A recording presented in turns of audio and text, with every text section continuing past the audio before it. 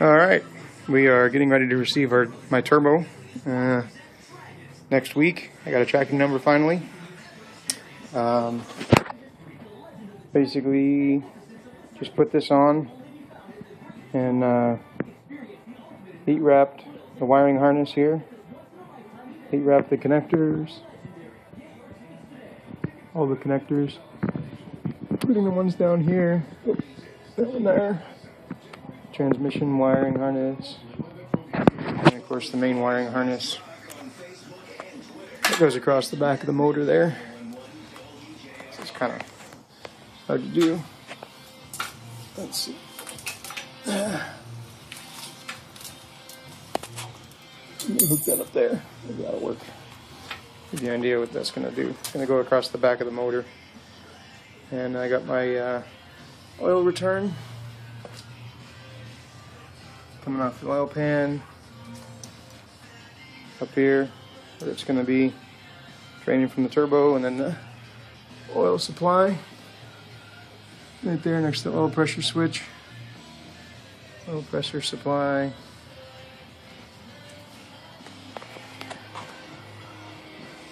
Man, this camera sucks. Got a better camera. Anyway, so you can see there's the heat wrap manifold, supply, return, heat wrapped wires. I went ahead and heat wrapped these wires over here as well, just because they are here next to this.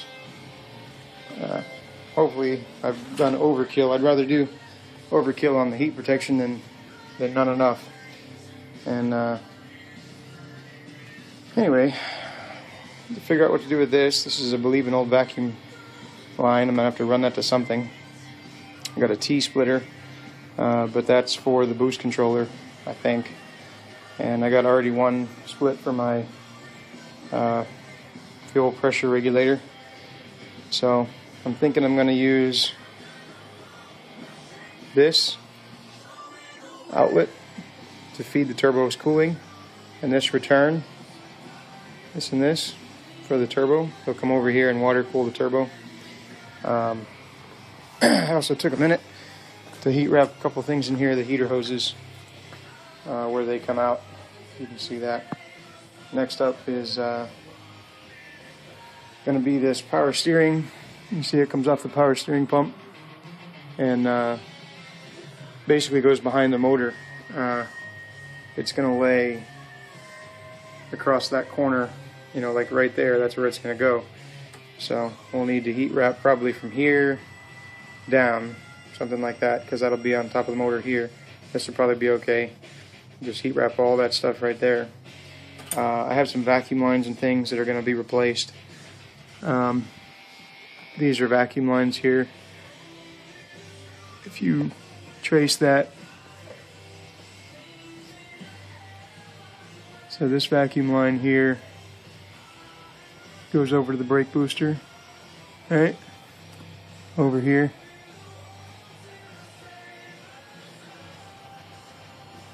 So that used to go straight to the brake booster.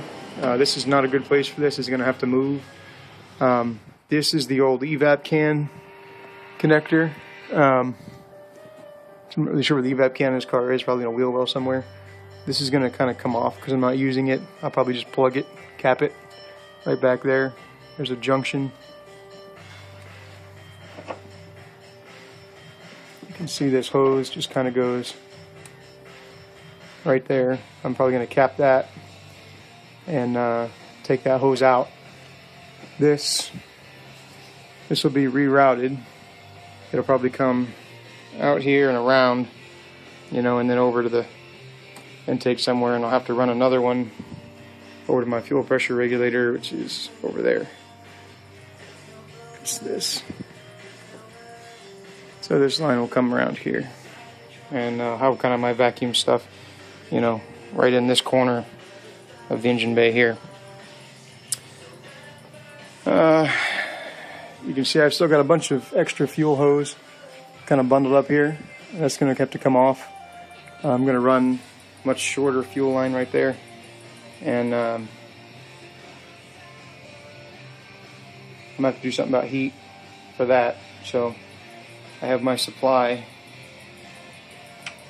right here. No, that's not a kink, it actually comes on the other side. So my supply runs from under the car, up the firewall there, through that little hole, over around the clutch master, and then I've just got it tucked in here for now. Normally it comes across the front here and goes into the fuel rail. And then the other one, which is tucked over there in the corner, that's the one that's got all the extra. It's just kind of tucked right here, but it comes out of here, runs over here, and normally it won't be tucked in here. It'll be over there. It goes to the other side of the fuel rail, and the outlet from this is down here. The outlet from the fuel pressure regulator is down here, and then I've just got a bunch of hose bundled up here, and I'm using the stock return line. Or the stock source line as a return, actually, which I just turned the camera upside down. That's going to be interesting. Anyway, so this line here, this supply line, is my return, and there's a little coupler down in here. So I think what I might do is just kind of shorten this up, reroute it, so that it comes up here. Just kind of stretch that across and have it come real close up here, maybe even, right about here. I'll just run a real short piece of hose between there and there, and I can heat wrap that which I probably will heat wrap that. I may go out and get a longer piece of heat shield if this isn't long enough. I've got some of this left. Which is basically just a non-tape heat wrap. It's not sticky inside. You just feed this over whatever your heat proofing. And I've been using it for connectors and stuff, like here, where there's a connector under here. This non-sticky stuff is really kind of nice because you can still open the thing, take it off.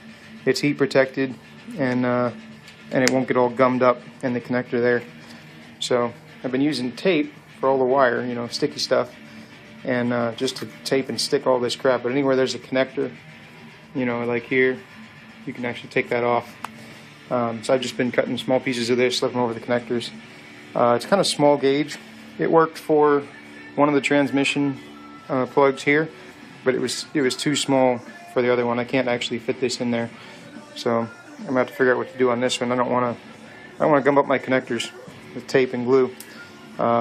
This one has yet to be done, but should fit. Well, that's about it. That's what I got for now.